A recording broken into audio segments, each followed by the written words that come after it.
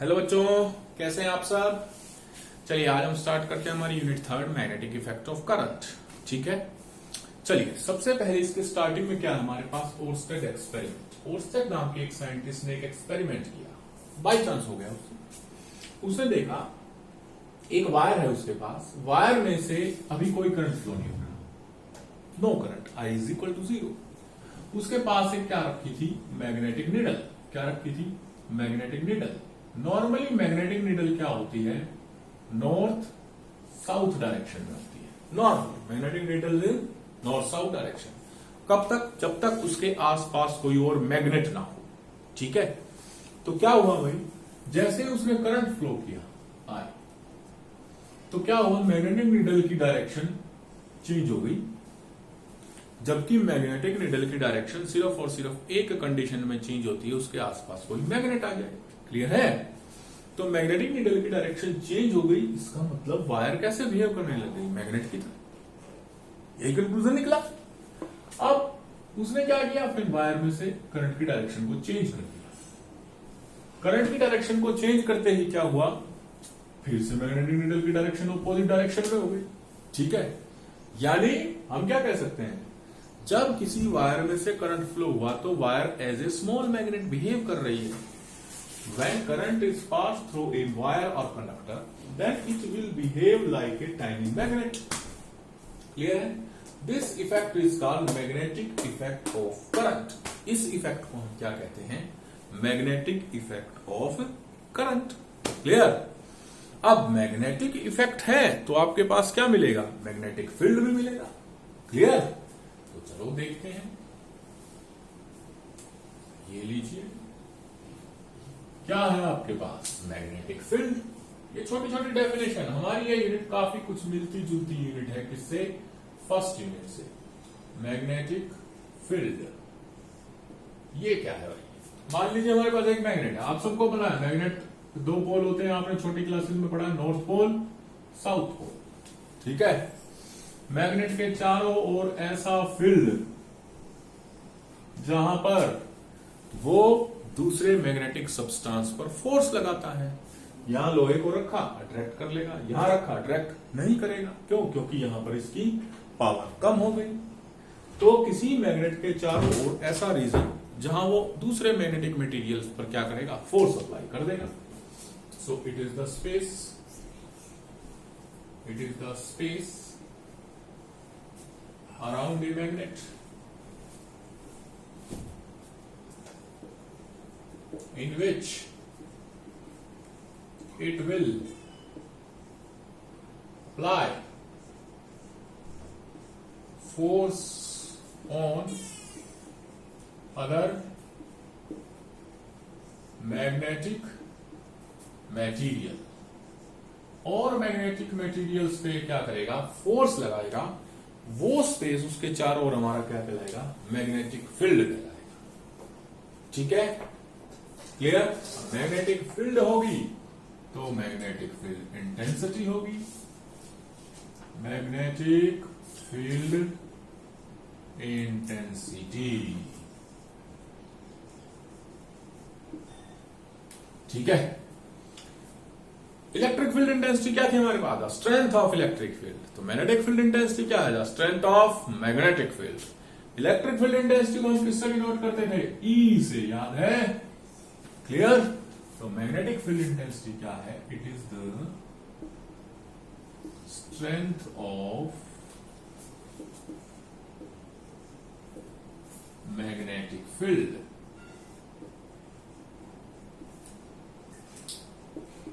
It is denoted by, electric field intensity को E से denote करते थे, it is denoted by B. Arrow mark लगाया, किससे डिनोट करते हैं इसको, बी से। क्लियर है, बोलो ना। Unit of B, magnetic field intensity की यूनिट। एसआई यूनिट है टेस्ला। क्या है एसआई यूनिट, टेस्ला। और सीजीएस यूनिट है गॉस। गॉस क्या है, CGS यूनिट। ठीक है।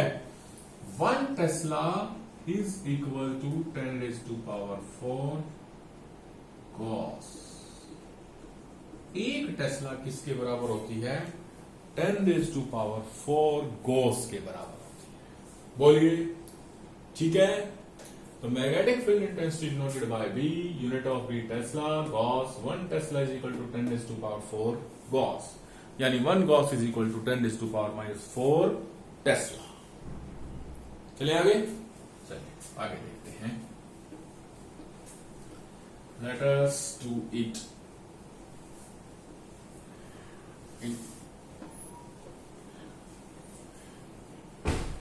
अब हमने कहा है कि एक वायर जब जिसमें से करंट फ्लो होता है तो तार नहीं रहती, मैग्नेट बन जाती है। वो मैग्नेट बन गई। मैग्नेट के चारों ओर क्या हो गया? मैग्नेटिक फील्ड हो गया। मैग्नेटिक फील्ड की क्या हो गई? मैग्नेटिक फील्ड इंटेंसिटी हो गई। तो मान लीजिए हमारे पास एक वायर है, ये इसमें से करंट फ्लो हो रहा है आई। अब करंट फ्लो हो रहा है तो ये क्या बन गई? मैग्नेट बन गई। मैग्नेट बन गई तो इसके चारों ओर क्या हो गया? मैग्नेटिक फील्ड हो गया। हो गया मैग्नेटिक फील्ड हो गया तो मैग्नेटिक फील्ड इंटेंसिटी होगी। अब ये कहे कोई कि इस मैग्नेट की वजह से एट आर डिस्टेंस पर पी पॉइंट पर क्या निकालो? मैग्नेटिक फील्ड इंटेंसिटी निकालो। क्या निकालो? Magnetic field intensity. ठीक है। वो बताने के लिए हमारे पास कौन सा लॉ काम आएगा? Biot Savart's law. बहुत इंपॉर्टेंट लॉ है।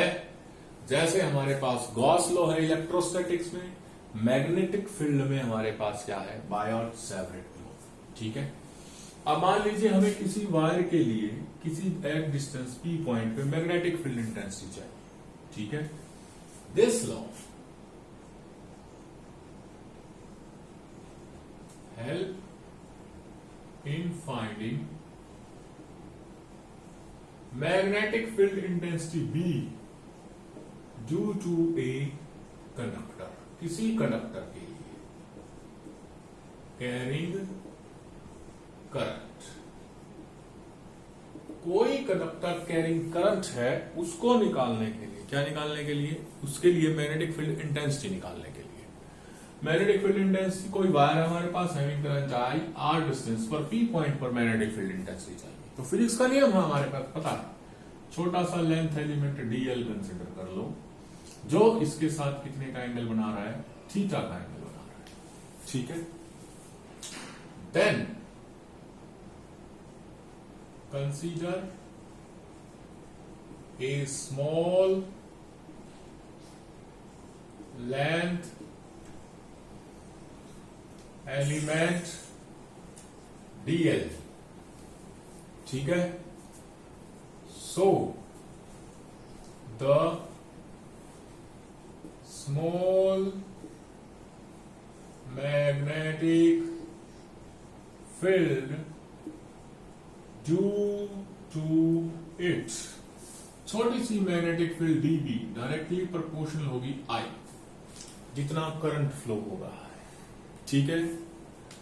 डायरेक्टली प्रोपोर्शनल होगी डी एल साइन थीटा। ये डीएल लेंथ एलिमेंट, इसके साथ angle sine theta. Inversely proportional होगा 1/r², square of distance between the conductor and point. Combinedly आप क्या लिखेंगे? कंबाइनली वी कैन राइट, हम लिख सकते हैं क्या?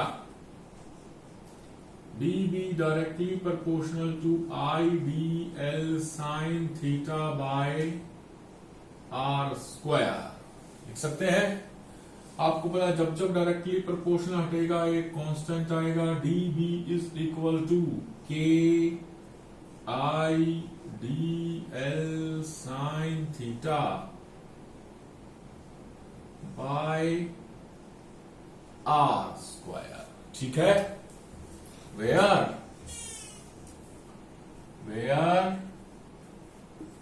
k is a constant called constant whose value k is equal to mu naught by 4 pi। क्या है ये, म्यू नॉड म्यू 0/4 पाई। अब ये वैल्यू मैं यहां रख दूं, अभी पढ़ेंगे हम इसके बारे में और। तो magnetic field dB will be equal to mu naught IDL sine theta upon 4 pi R square. ठीक है, मैग्नेटिक फील्ड की वैल्यू क्या आएगी, mu naught IDL sine theta upon 4 pi R square. ये हमारे पास क्या है, बायोट सेवरेट्स लॉ। ठीक है, बोलिए। तो dB is equal to mu naught IDL sine theta upon 4 pi R square, Biot Savart law. अगर हम इसको वेक्टर फॉर्म में लिखना चाहें, किसमें लिखना चाहें, वेक्टर फॉर्म। ठीक है, क्या था हमारे पास, dB directly proportional to I in vector form. ठीक है, मैंने क्या कर दिया, dB is equal to mu naught IDL R sine theta upon 4 pi R cube, R से मल्टीप्लाई R से डिवाइड। ठीक है, अब वेक्टर फॉर्म में लिख देंगे, dB वेक्टर लगा दिया ऊपर, ये बन गया म्यू नॉड I इंटू में DL cross R upon 4 pi R cube. ठीक है, बन गया ना, क्योंकि DL क्रॉस R को खोलेंगे, A क्रॉस B क्या होता है, AB साइन थीटा इंटू में यूनिट वेक्टर डायरेक्शन के लिए। आप ना लिखाओ, कोई बात नहीं, छोड़ दो इसको, हटा दो, मत पढ़ो कैप वैप के चक्कर में। ठीक है, क्लियर। तो हमारे पास क्या आ गया, dB is equal to mu naught IDL cross R upon में 4 पाई R क्यूब। अब ये मैग्नेटिक फील्ड इंटेंसिटी एक वेक्टर क्वांटिटी है, तो इसकी डायरेक्शन चाहिए ना डायरेक्शन। अब देखो, इसी फॉर्मूले से हमें एक चीज समझ में आई है, क्या समझ में आई है कि A क्रॉस B का हमने किया था, A क्रॉस B का अगर कोई रिजल्ट C आता है वेक्टर, तो वो C क्या होगा, A के भी परपेंडिकुलर और C क्या होगा, B के भी परपेंडिकुलर, है ना। तो magnetic field DB will be direct perpendicular to DL के भी और परपेंडिकुलर टू R के भी, दोनों के साथ 90 डिग्री में मिलेगी। सो DB will be perpendicular to DL and DB will be perpendicular to R, दोनों के परपेंडिकुलर मिलेगी। क्लियर है। और डायरेक्शन निकालने का तरीका है, जो डायरेक्शन निकालने का तरीका है, the direction will be given by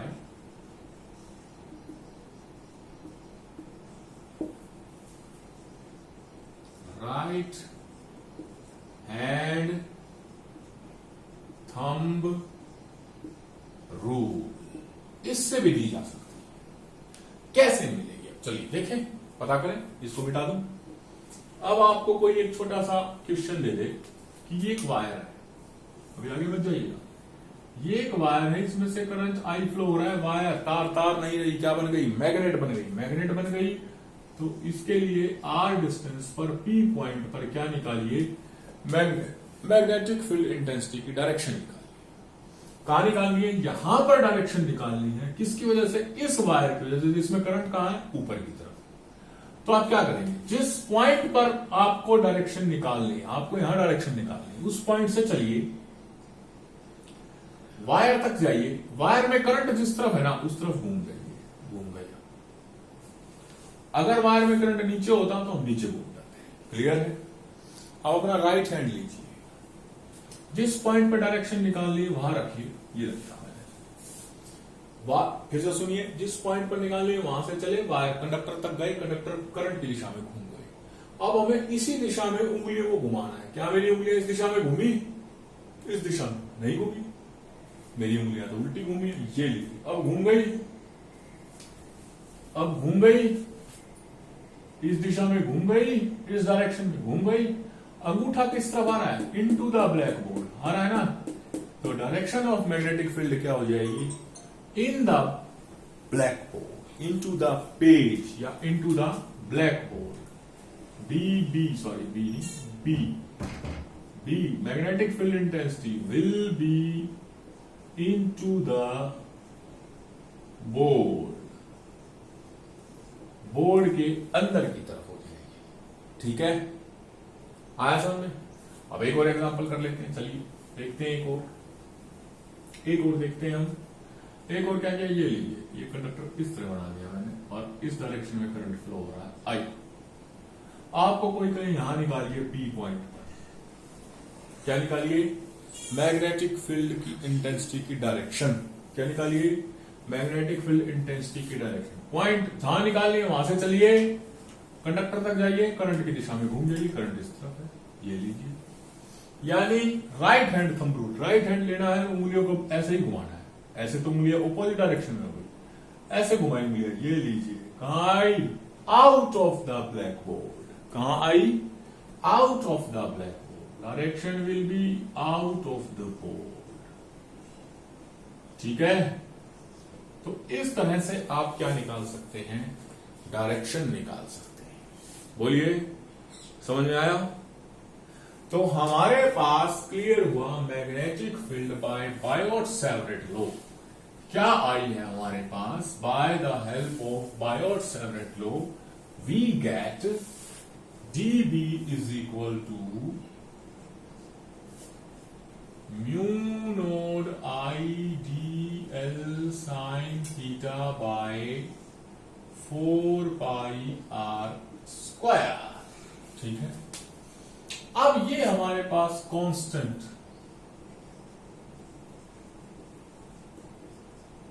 mu naught by 4 pi ये था, है ना? क्लियर? पहले आते हैं numerical value of A.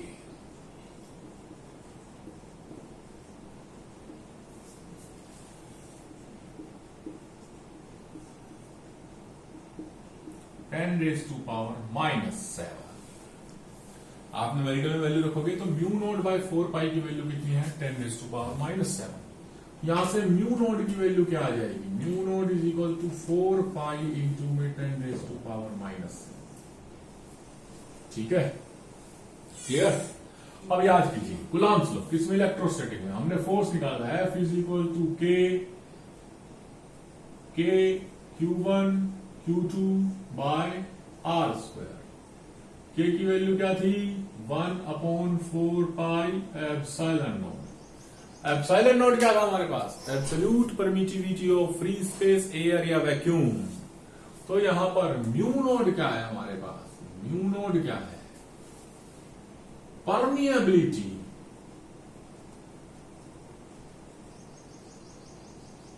Permeability of free space, air या वैक्यूम। परमिएबिलिटी बोलते हैं इसे। क्या बोलते हैं? Permeability. Numerical value 4 pi into में 10⁻⁻⁷।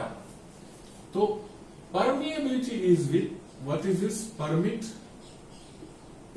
Plus ability. तो ये क्या है? It is the ability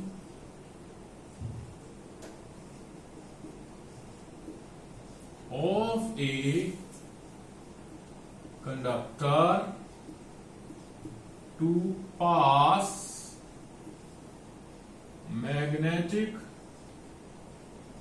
lines of force through it। अपने अंदर से मैग्नेटिक लाइंस ऑफ फोर्स को क्रॉस कर देने की एबिलिटी क्या कहलाती है? परमिएबिलिटी। क्लियर है? तो हमें एक चीज समझ में आई है कि बायोट-सैवरेट लॉ क्या कहता है? Magnetic field intensity due to a wire, section of wire, dB is equal to mu naught ideal sine theta upon 4 pi R square. Mu naught क्या है हमारे पास? Permeability of free space, air या vacuum. This is called our Biot Savart's law. ये law और इसकी application, इसके आगे एप्लीकेशन हमारे पास नियरली 1 2 3 4 एप्लीकेशन और उनकी कुछ सब टॉपिक्स हैं उन पर, कुछ छोटे छोटे, उनको मिला के एक क्वेश्चन आपका जरूर से जरूर बोर्ड एग्जाम्स में पूछा जाता है। तो कल हम इसकी 2 या 3 एप्लीकेशन करने की कोशिश करेंगे। ठीक है, तब तक के लिए इतना कीजिए। ओके।